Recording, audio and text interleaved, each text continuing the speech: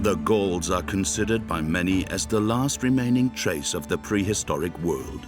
The lack of architectural legacy or written history about them has led to the creation of a myth, that of their distant ancestors, uncouth barbarians whose natures have remained unchanged since the dawn of time. This wild paradise is said to have wreaked havoc on the Roman invasions. But what if a major civilization was hiding behind this outdated view?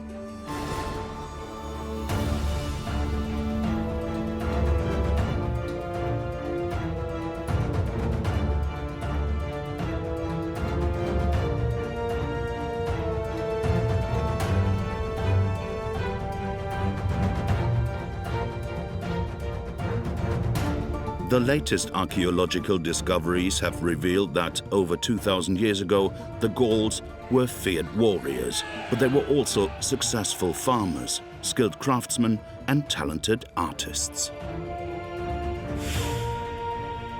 Scientists use even the smallest of clues to try to fill the last remaining gaps in our knowledge.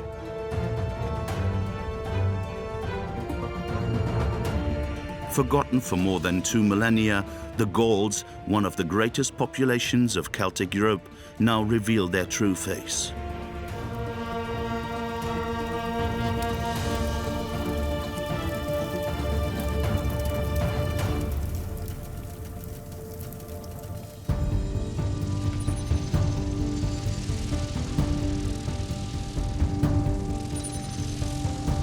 Beginning our investigation from the sky seems almost paradoxical. But it is from these heights that the Gallic civilization emerges in all of its splendor.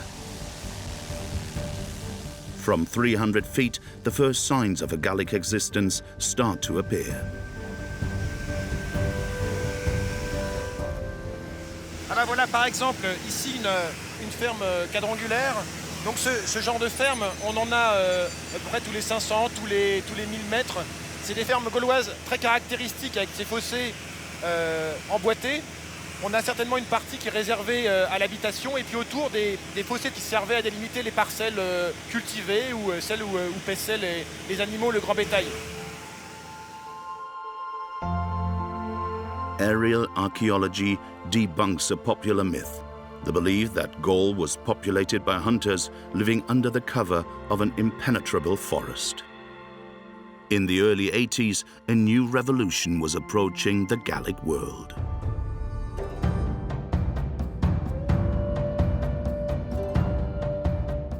In the 2nd century BC, the Lemovisis territory was located in the modern region of Limousin. At present, an entirely reconstructed Gallic village can be found here. A group of archaeological specialists from the CNRS and INRAP oversaw its construction. Over the course of its construction, different types of materials were tested, including the same tools used during the Gallic era, their building techniques, and their ancient methods. Little by little, the Gallic builders' technical expertise has come to light before our very eyes. Archaeologists believe that wooden tiles, commonly known as roof shingles, were employed throughout certain regions. However, thatched roofs were undoubtedly the more common alternative. The latest scientific investigations affirm that the Gallic construction methods were very advanced. Their techniques were still used in our countrysides until very recently. In the Gallic era, the deafening thud of axes chopping down tree trunks is somewhat of a resounding echo throughout the forests. Wood is an essential resource for all of the Gallic populations. The needs of each village are considerable. The forests are placed under attack, and the slenderest boles with the best diameters are sought out. These trunks form the basis of all of their building work. The Gallic civilization is heavily dependent on wood. Gallic craftsmen excel in the use of it. Wood is not only used for construction purposes, it is also imperative for heating, crafting, and even for building the ramparts protecting the towns. The effects of this are quickly visible on the immediate environment around the Gallic farms and settlements. The forest slowly starts to lose terrain. Archaeologists use new disciplines to find out the extent of the opening within the forest canopy.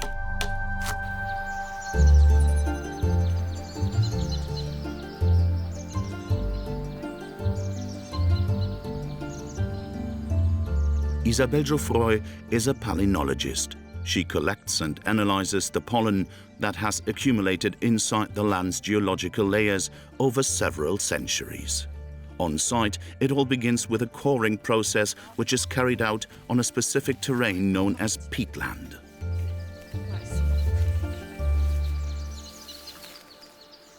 Alors les tourbières, comme les fonds de lac, sont ce qu'on appelle des archives naturelles. C'est-à-dire qu'au cours du temps, au cours de leur formation, elles vont capter des bioindicateurs, et notamment des grains de pollen qui vont être émis par la végétation environnante, qui dans ce type de milieu spécifique, anaérobie, vont pouvoir se conserver des milliers, voire des dizaines de milliers d'années. On fait attention au doigt. Et voilà, belle carotte de tourbe. Isabelle Geoffroy collects these types of samples throughout the territory. Her aim is to create a precise map of the plant environment and its development over the centuries. En fait, il faut imaginer que chaque couche ici de tourbe accumulée est un peu un livre d'histoire de la végétation dans le temps, où en fait chaque échantillon ici que je vais prélever est une page de cette histoire.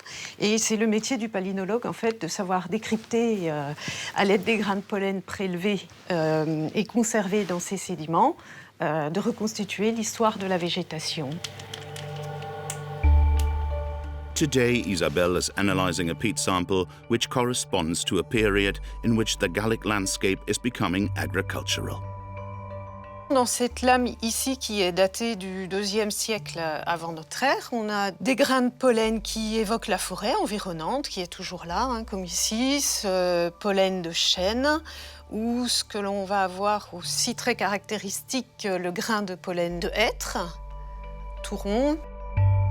Signs of human activity quickly begin to multiply inside the sample. Alors ici, c'en est peut-être une aussi. Donc voilà ce grain de pollen ici de céréales. Alors voilà, ici, j'ai un autre indicateur de la présence de bétail, cette fois. Vous voyez, ici, c'est une spore de champignon qui va pousser sur les déjections d'herbivores. Et leur augmentation est un très bon indicateur de la présence de bétail à proximité de la zone. Les analyses palynologiques indiquent clairement que cette image du Gaulois qui vit dans une forêt originelle complètement fermée est aujourd'hui complètement dépassée et à oublier.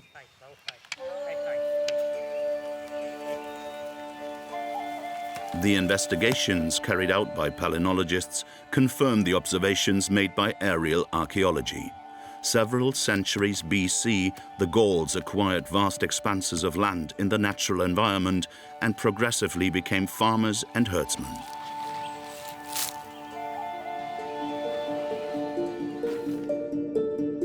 Our knowledge of the evolution of the Gallic landscape is developing. In the years BC, their landscapes are quite similar to ours today. The Gallic countrysides were a mosaic of vast fields and pastures, regularly broken up by farms of different sizes.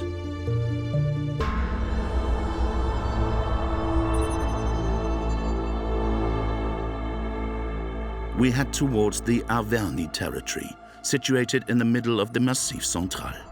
We fly over the Coron Plateau, an exceptional archaeological site located in the heart of the Chêne des Puys volcanic chain. Here, the reduced acidity rate of the volcanic soil guarantees an impressive preservation of certain waste materials. Archaeologist Mathieu Pou and his team are searching through the waste containers of history.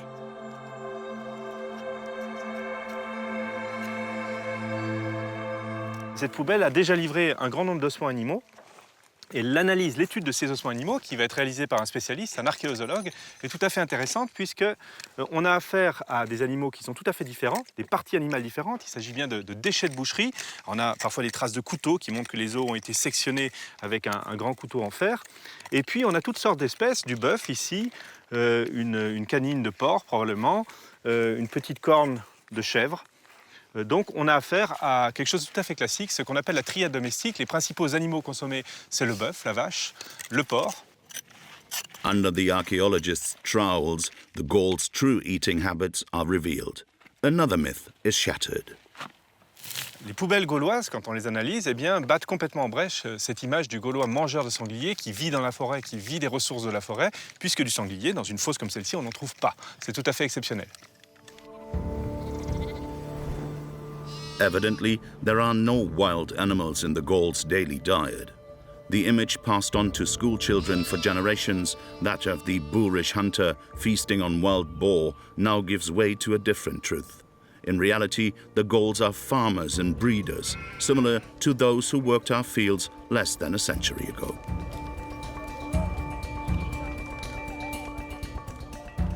Domestic meats, legumes, grains, peas, and other ingredients very similar to ours can be found on their menus. This begs the question, did the Gauls like us also have a science for cooking? Culinary reenactor Anne Flouest is trying to answer this question. On n'a pas retrouvé de recettes gauloises. Les menus que l'on peut reconstituer sont des recettes vraisemblables qu'une Gauloise aurait pu faire. Une Gauloise, quand elle prépare des lentilles, on peut les cuire à l'eau ou au lait. On ne les a jamais fait en brochette, même à l'époque gauloise. Donc on n'est pas loin de la vérité. The Gauls left us no written description of how they prepared their meals. The mystery would have remained if Anne Flouest had not had the idea to examine their cooking vessels with the help of the latest analytical techniques. Il y a des données aujourd'hui très précises apportées par la chimie organique et de tous les ingrédients qui se piègent, tous les éléments qui se piègent dans les céramiques. Les céramiques gauloises sont poreuses, donc on peut analyser aussi bien les sucres ou au contraire les matières grasses. Déterminer si la cuisine a été faite avec de la graisse de mouton ou au contraire avec la graisse du sein-doux de porc. Ça, c'est attesté aujourd'hui grâce à ces techniques-là qui sont très pointues.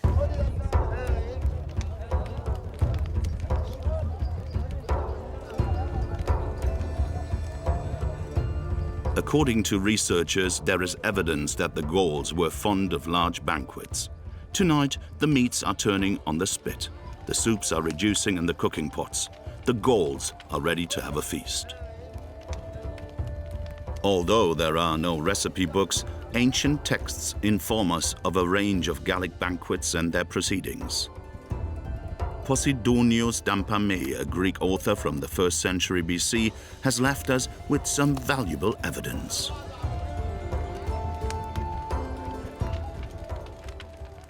During the banquets, guests sit on hay or on branches placed on the ground. Seated like this, the feasts can go on forever. While they eat, the Gauls form a circle symbolizing the solidarity of the group. Soldiers position themselves in a separate circle behind the lords, but they are also seated. This privilege marks the high regard they are held in. Slaves serve out the food and drink. Everyone drinks from the same cup.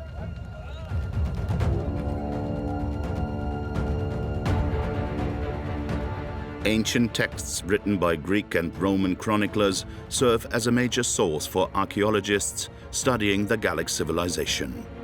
Julius Caesar's famous commentaries on the Gallic wars, written during his campaigns between 58 and 52 BC, are particularly indispensable. In his account, Caesar speaks of several oppidum. The fortified towns he invaded and besieged. One name is repeated several times, the oppidum of Bibracte.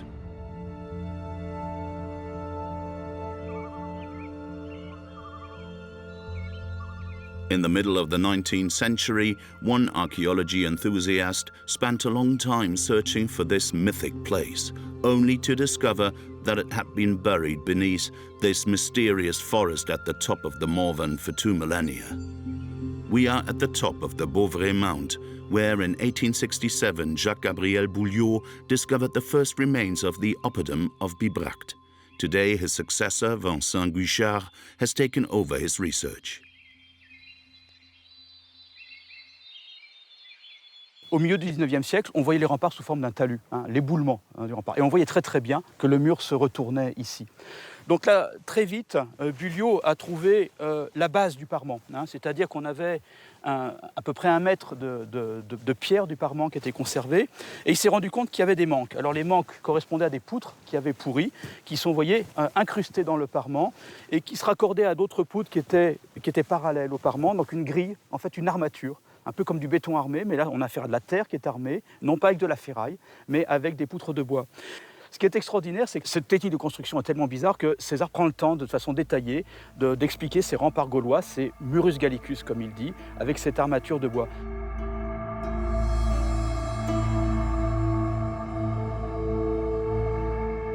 But this is usually the form of all the Gallic walls. Straight beams connected lengthwise and 2 feet distant from each other at equal intervals are placed together on the ground. These are mortised on the inside and covered with plenty of earth. The intervals which we have mentioned are closed up in front by large stones.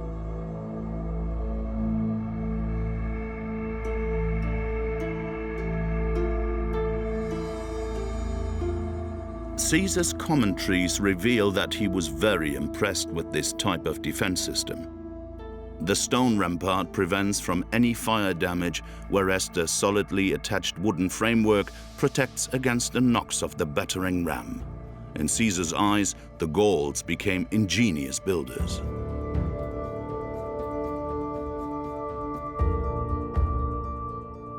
Beyond the Murus Gallicus, Jacques-Gabriel Bouliot makes one of the most significant archaeological discoveries of the 19th century.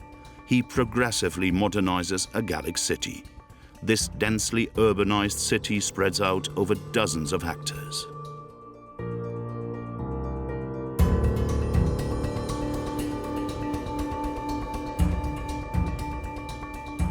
We meet Pierre Novel's archaeological team. They are working on a site known as the Horse Park.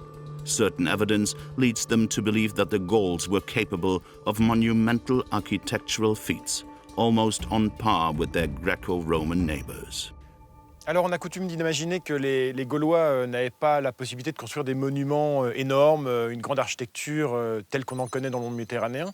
En réalité, on a ici la preuve qu'on a une construction réfléchie en amont, planifiée par des populations.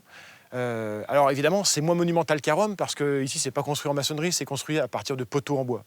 Alors on distingue ici cet alignement de trous qui sont en fait les négatifs de poteaux disparus depuis longtemps d'un immense bâtiment gaulois qui faisait près de 50 mètres de côté avec des alignements de poteaux, plus de 100 poteaux en chaîne qui forment un espèce d'immense préau avec une cour centrale.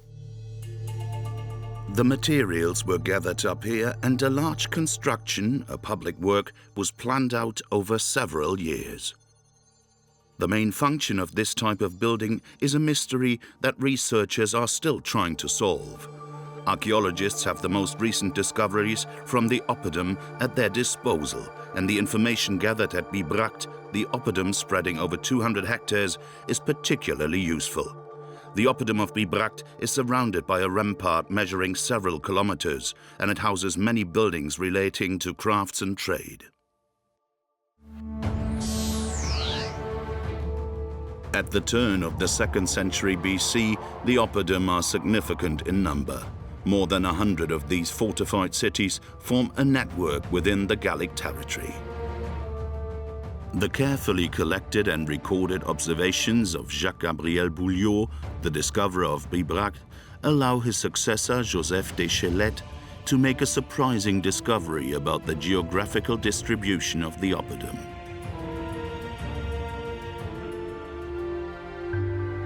Voilà, une image qui est finalement une synthèse de ce qu'a été la démarche de Deschlet, qui est une démarche comparatiste, qui s'appuie beaucoup plus sur les objets que sur l'architecture, parce que c'était plus facile à étudier, et qui monte sur les exemples de Bibracte, donc en Bourgogne, de Stradonitz, qui est en Bohême, de Manching, qui est en Bavière, et de Velem-Saint-Vith, qui est en Hongrie, avec quelques exemples. L'identité de cette culture matérielle qui démontre très clairement que les gens qui habitaient ces oppidas avaient la même culture partagée. It is a huge discovery. The oppidum concept, born in Gaul, quickly branches out over a large part of Celtic Europe.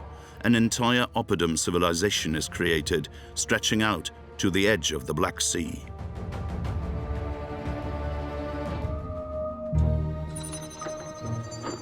Pierre Nouvel's team continues their meticulous excavation work on the horse park site at the oppidum of Bibracte.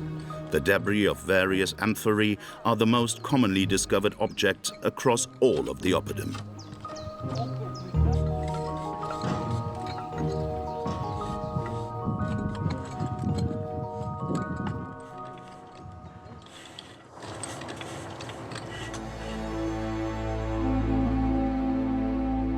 Archaeologists quickly come to the conclusion that these amphorae were not produced in Gaul because the Gauls did not grow vines. But in that case, where did their wine come from?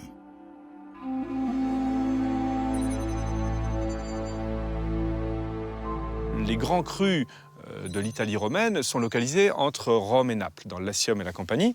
Et on trouve parfois certains tessons d'amphores qui comportent des petites paillettes d'obsidienne du Vésuve qui proviennent de cette région-là, donc du vin de qualité supérieure. En tout cas, du vin d'assez bonne qualité. Mais la majorité des tessons qui m'environnent ont une pâte rouge ponctuée de points blancs qui est, elle, tout à fait caractéristique de la région de Pise, de Florence. Et là, on a affaire à des vignobles qui sont beaucoup moins réputés. C'est plutôt un vignoble d'exportation de masse qui a été créé justement en grande partie pour répondre à ces demandes gauloises. On est au plus près des marchés d'exportation puisqu'on est pratiquement au nord de l'Italie. Et c'est ce vin qu'on retrouve en quantité écrasante sur les sites de Gaule intérieure. Ships able to transport up to 10,000 amphorae left Italy to cross the Mediterranean. Their cargo was unloaded at the port of Massilia, which is now known as Marseille. Back then, it was under Roman domination. Then the amphorae were transported in two main directions. The first went around the Massif Central from the west to reach Aquitaine. The other travelled up to the Rhône Valley to supply the oppidum in the centre and the north of Gaul.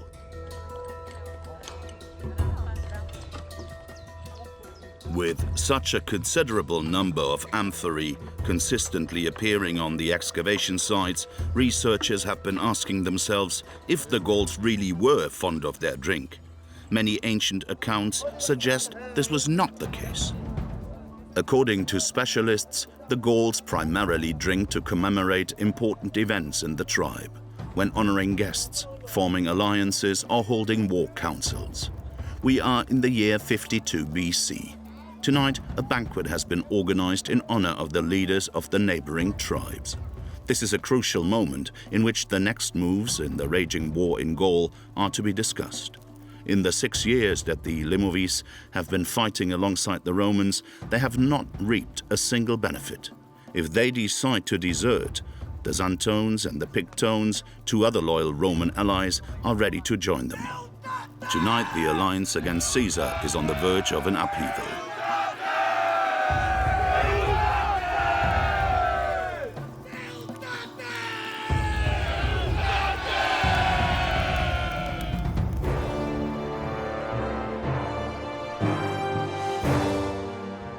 Our investigation takes a new turn. According to scientists, this is the most documented period of the Gallic Wars. Lots of clues, historical sites, and remains have been found. Caesar's own account is also crucial. But how much credit should be granted to Caesar's account, since he too was a conqueror and a main actor in the drama? Over time, researchers have learned how to decode the subjective nature of his commentaries. For example, when he declares in the first line, "All Gaul is divided into 3 parts, one of which the Belgae inhabit, the Aquitani another, and those who in their own language are called Celts, and in ours Gauls, the third." Since Gaul is composed of a mosaic of different populations, commercial exchange forms the pedestal of this prosperous geographical entity. In the northeast of Gaul, in the Mediomatrici territory, researchers have uncovered irrefutable evidence of the trading rituals between the different tribes. Approximately 30 kilometers from Nancy, along the Seine Valley, we find the Marcel excavation site, one of the most extraordinary sites from the European Iron Age. Here, the Mediomatrici people benefited from an impressive source of wealth, a subject of intense trade, and a product that has been imperative to the survival of man since ancient times: salt. On est sur une fouille de site de production du sel de l'époque gauloise, donc aux alentours du 1er siècle avant Jésus-Christ.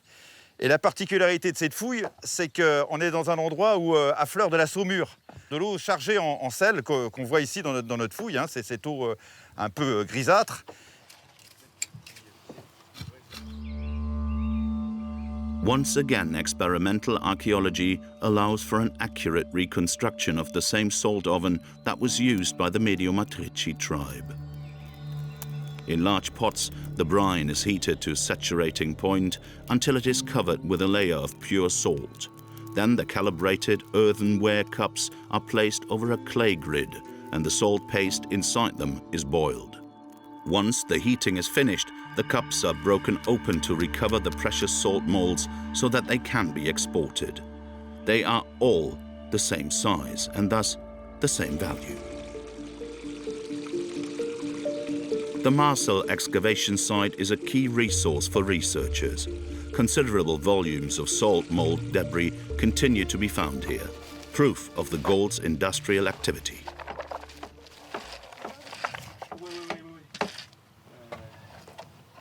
Le sel, aujourd'hui, ça n'a plus beaucoup de valeur, mais c'est quelque chose d'absolument essentiel pour la conservation des aliments, l'alimentation du bétail et un peu l'alimentation humaine.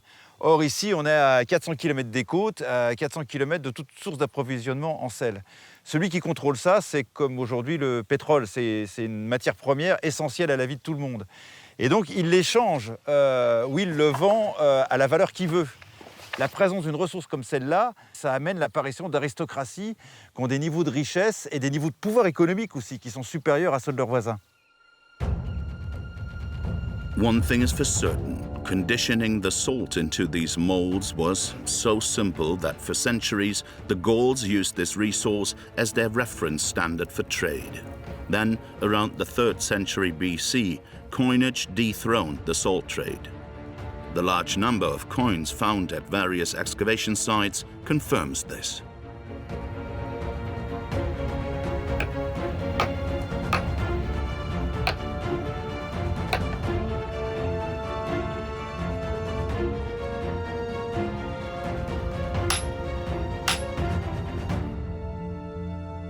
Gallic currency specialist Eniko Hiriat studies the impressive collection of Gallic objects at the Museum of Saint-Germain-en-Laye in the hope of finding out how currency was introduced in Gaul. La fin du XIIe siècle va marquer un tournant économique. On assiste là aussi à un boom économique majeur, avec une évolution aussi dans les modes d'habitat.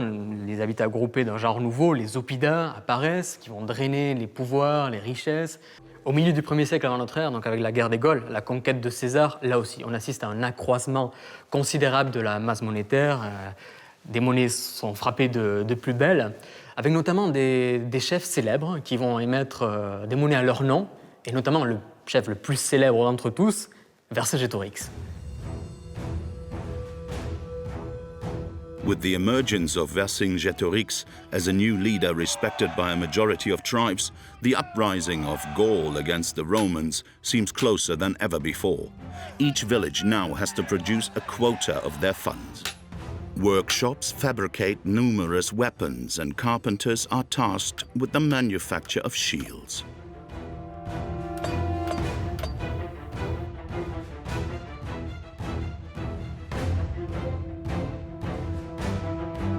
Their means of fabrication is highly inventive.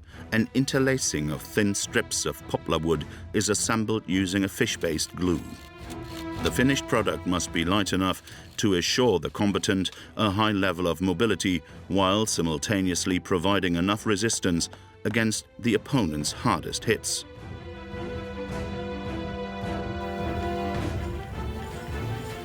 Nowadays, it is nearly impossible to find proof of these achievements.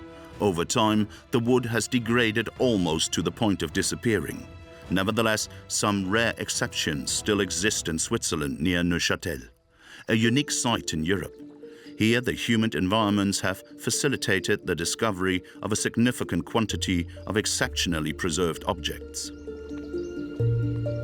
Alongside Marc-Antoine Kayser, we go in search of the remains which are said to prove the astounding technicality of the Gauls woodwork.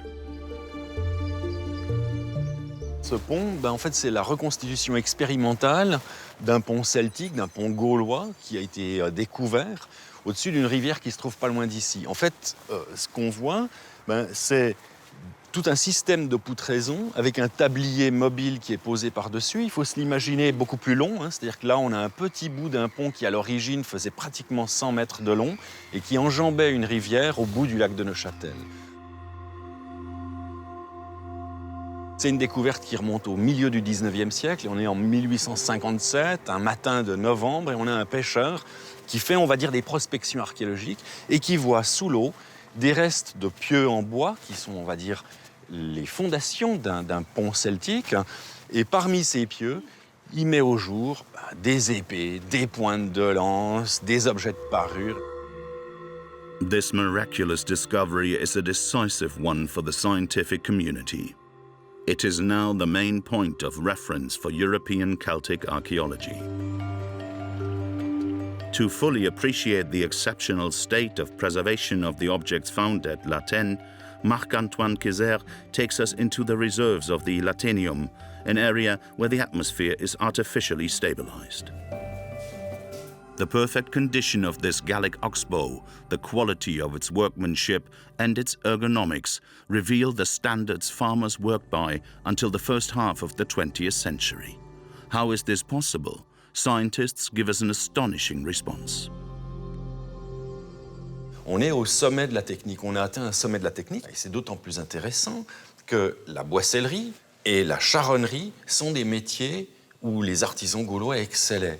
On le sait par des témoignages de sources antiques, latines, romaines, mais on le sait aussi par le fait que les termes techniques pour la charronnerie, typiquement le mot char, est un mot d'origine celtique. Donc on voit que le latin a repris des mots celtes, des mots gaulois, parce que c'est eux qui avaient, on va dire, l'expertise technique, un peu comme aujourd'hui, en informatique, on utilise des termes anglais parce que c'est des choses qui ont été inventées dans la Silicon Valley. Donc là, on a vraiment les œuvres des grands experts internationaux qui sont des artisans gaulois.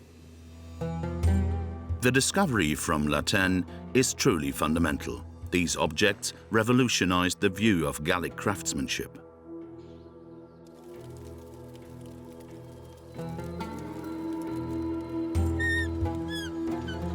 We return to the village of the Lemovies.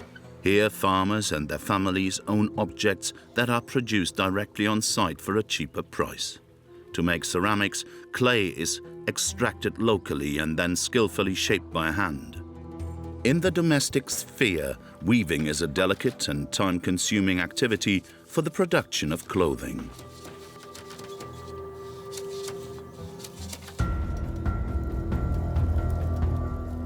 Occasionally, the farmer also takes on the role of a blacksmith in order to make and prepare all the tools he requires. Sickles, knives, hooks, chisels, and spearheads are shaped using iron ingots that were produced from a local tradesman. Aside from that, an anvil, a hammer, and pliers are all he needs. Were these ingenious Gallic craftsmen also creators? Excavations have revealed that the oppidum are filled with specialized workshops where valuables are produced. Precious vases are luxuriously decorated, whereas the jewelry attests to a breathtaking mastery of goldsmithery. These objects reflect the subtle taste of the Gauls, a nation unfairly considered as incapable of accomplishing such artistic feats. In 1862, Viollet le Duc gazed upon this discovery from Amfreville, a helmet adorned with gold leaves, and saw a work that was too delicate to have belonged to the Gallic civilization. Today, it is one of the main emblems of Gallic art. In the 3rd century BC, a considerable change occurs. The artists start to use their currency as a means to exhibit their creative talents. Cela apparaît notamment au niveau du cheval, qui est un élément récurrent sur les monnaies gauloises, où chacun des peuples, chacune des cités, chacune des entités émettrices va avoir sa propre représentation, sa propre interprétation du cheval. Ici, nous avons une évocation très claire avec une monnaie des Sotiates, où le cheval est décomposé en différents éléments géométriques, des traits et des globules. Nous avons également la monnaie des Parisis, avec ce cheval qui est disloqué, avec ce filet au-dessus, et le cheval qui est entouré de nombreux symboles. The analysis of the horse motifs engraved on coins from all over Celtic Europe put researchers on the trail of a whole new discovery. Archaeologists found the same stylized horses on coins originating from different excavation sites. It is impossible to imagine the extent of this dispersion without attesting to the existence of specific Gallic trade routes. A considerable road network had to link the Celtic territories together even before the Gallic Wars. On attribue souvent aux Romains l'aménagement du réseau routier en Gaule, du réseau viaire, et ce n'est que partiellement vrai. Il existait déjà en Gaule, comme nous le disent les textes antiques, des voies, mais des voies qui étaient plus à l'échelle locale, à l'échelle des 60 cités qui composaient la Gaule de cette époque, qu'on pourrait comparer grosso modo à notre réseau de voies communales départementales actuelles, alors que les Romains, eux, ont aménagé l'équivalent de nos routes nationales ou de nos autoroutes. Caesar proves the importance of the road network in Gaul. Wherever he goes, he finds new roads and progresses faster than before. An army composed of several thousand men seized the Orléans.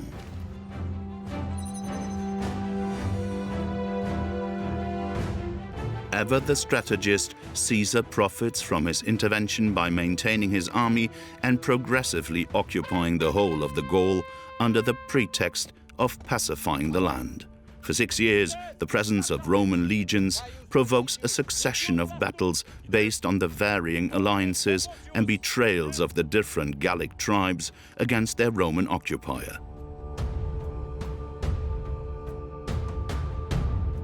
One day, a young Gallic leader changes everything. On est l'hiver 53-52 avant Jésus-Christ, il y a un changement complet de stratégie qui est impulsé par Vercingétorix. C'est ce qu'on appellerait aujourd'hui un acte terroriste. Les Carnutes massacrent les trafiquants romains qui sont établis à Orléans, Cénabum. Donc il y a un double message qu'adresse aux Romains, c'est un, plus aucun Romain ne sera en sécurité en Gaule, qu'il soit militaire ou qu'il soit civil, et deux, désormais, c'est plus la guerre comme vous l'avez connue, c'est la guerre totale jusqu'à ce que les Romains aient évacué la Gaule. Alors César est d'abord surpris de cette action, il ne s'y attendait absolument pas à ce massacre, et surtout il est surpris par la vitesse à laquelle l'information se propage dans toute la résistance gauloise. Et ça, il l'écrit directement dans ses commentaires de la guerre des Gaules. The news spreads to all of the Gallic cities with great speed. The details of what happened at Cénabum at dawn reaches Arverni by end of the day, having traveled a distance of almost 160 miles.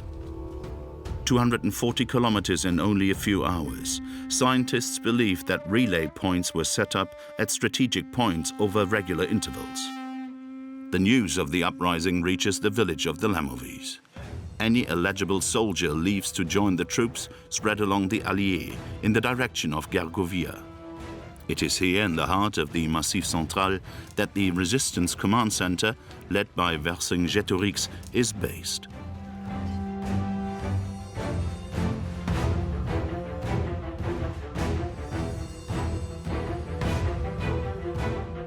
Vercingétorix a compris qu'il ne faut pas mener la guerre comme on l'a fait jusqu'alors. On n'a pas l'avantage parce qu'il n'y a pas l'artillerie dont disposent les Romains, et donc il faut livrer une guérilla.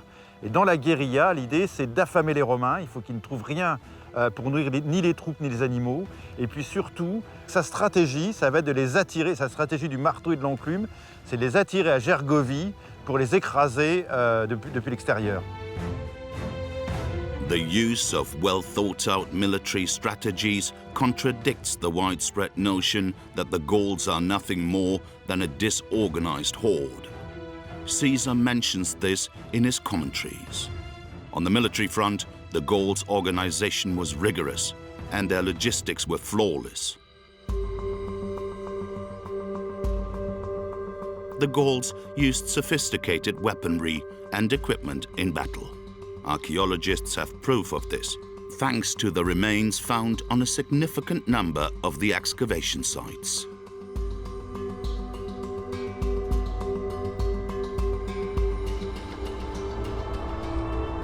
The most striking example is the chainmail fabricated by the Gallic craftsmen. This technical feat dates back to the end of the 4th century BC. The bodily protection made using thousands of forged and assembled rings is very effective. It progressively spreads throughout the whole of Celtic Europe.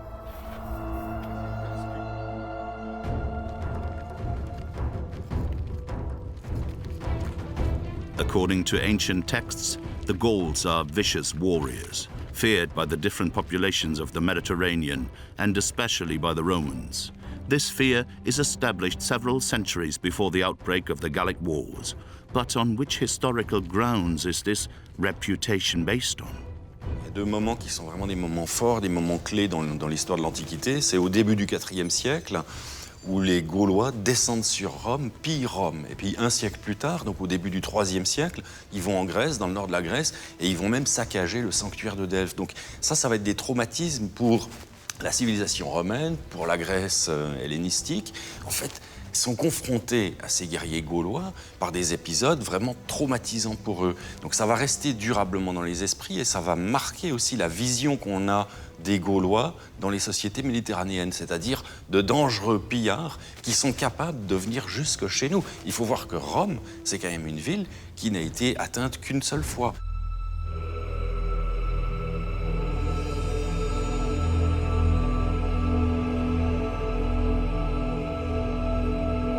Few accounts detailing the Gauls' true conduct in war have survived. The Gundustrup cauldron, found in 1891 in a peat bog in Scandinavia, gives us a rare insight. On the inner face of this unique object, a collection of scenes have been engraved and chiseled to represent an initiation ritual, the change in status of a young soldier as he becomes a knight.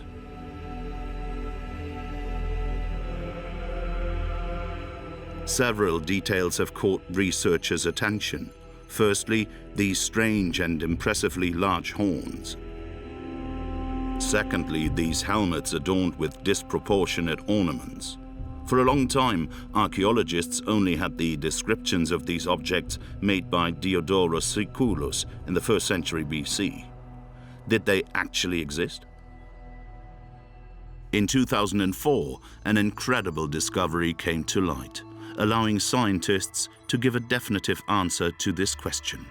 A collection of the Gallic warriors' most sacred objects resurfaced in a place of worship in Tandinac, in Corrèze, and all of them had been miraculously preserved. Their restoration is still underway and is led by a team of specialists.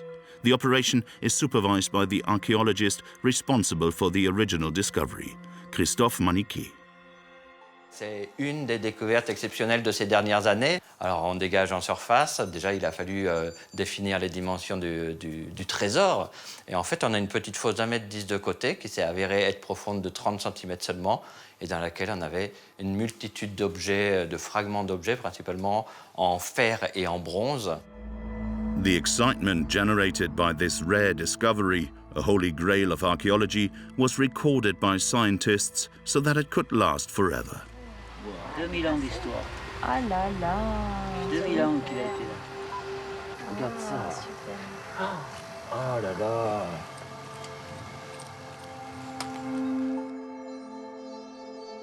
At present, Christophe Maniquet's team is busy reconstructing a trumpet shaped like a wild boar's head. The animal is a symbol of power and courage for the Gallic people. Alors, je dis, ouais, ça, on va le mettre ici. Alors mets-la bien angle droit. Ouais, comme ça. Ouais. Ensuite.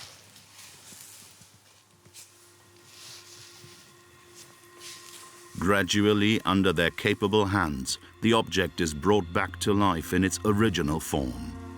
Là, tu laisses un vide. Voilà. Ouais. Alors ça, c'est le fameux carnix, c'est la trompette de guerre gauloise.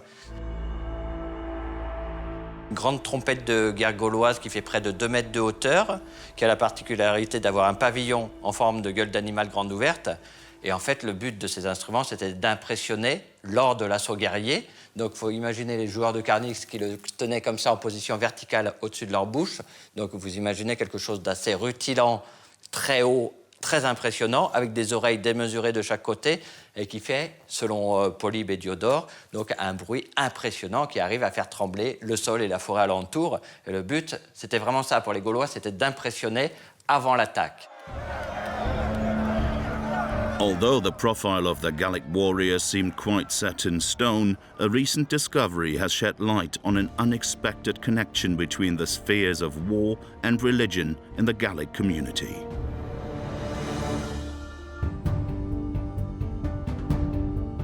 To learn more about the subtle nuances in the Gallic belief system, we must return to the core and oppidum. In the center of it, a worship space of considerable dimensions has been constructed. Archaeologist Mathieu Pou has been studying the sanctuary for almost 15 years.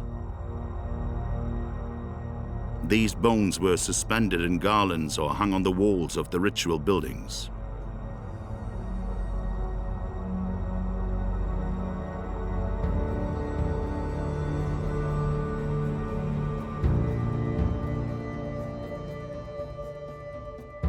There is another surprising discovery inside the sanctuary. It has 4 caverns. Archaeologists are currently working on an explanation for their use. The Coran sanctuary, situated at the heart of the Averni people's ancient capital, is still far from revealing all of its secrets.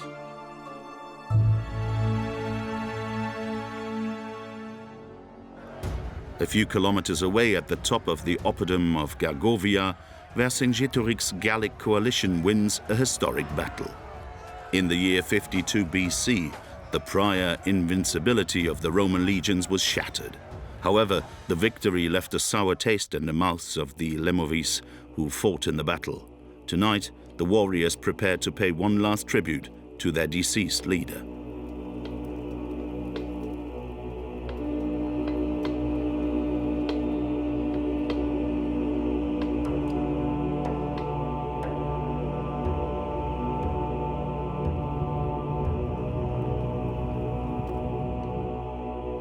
The Gauls offer their loved ones a form of eternity through cremation. This practice came after burials in the 3rd century BC.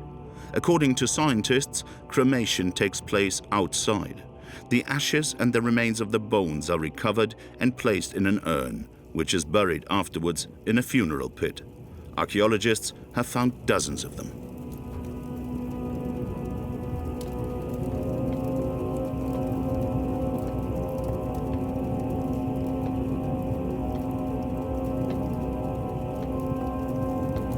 Even Caesar was impressed by these types of ceremonies.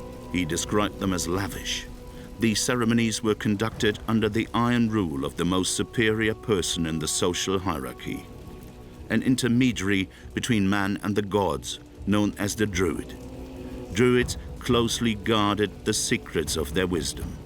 This allowed them to seize the religious sphere and turn it into an instrument of power.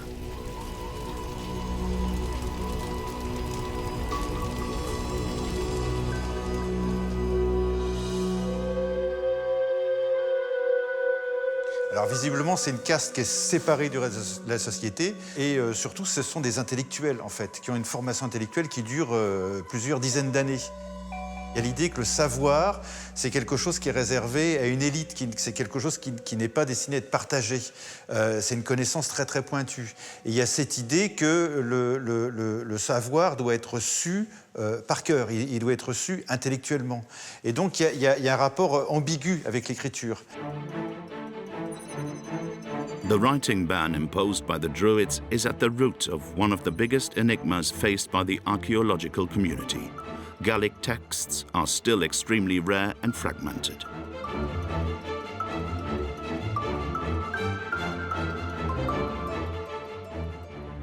The other reason behind the disappearance of the Gallic culture is down to historical events. In the year 52 BC, a few months after the victory at Gergovia, Vercingetorix's army loses the Battle of Alesia against Caesar's troops. Woe to the defeated! In the space of a few decades, the Roman conquest Latinizes the Gallic community to the point of almost completely erasing it. L'archéologie a permis de donner de la chair à ces peuples très anciens en montrant comment ils avaient utilisé le territoire où nous vivons aujourd'hui, comment ils l'avaient modelé, comment ils avaient utilisé ces ressources. Donc tout ce qui fait une civilisation, en fait. Civilisation qui est très développée du point de vue agricole, très développée du point de vue technique. L'archéologie a montré que ces peuples, d'il y a 2500 ans, 2000 ans, avaient joué un rôle déterminant dans l'aménagement du territoire dans lequel nous vivons aujourd'hui, ce territoire qui porte encore en grande partie l'héritage de cette période très ancienne. Our investigation into the discovery of the Gallic civilization is coming to an end. Scientists continue their search into the secrets of their history. They hope to finally break the wall of silence behind which the Gauls have been locked away, depriving the world of an essential part of its history.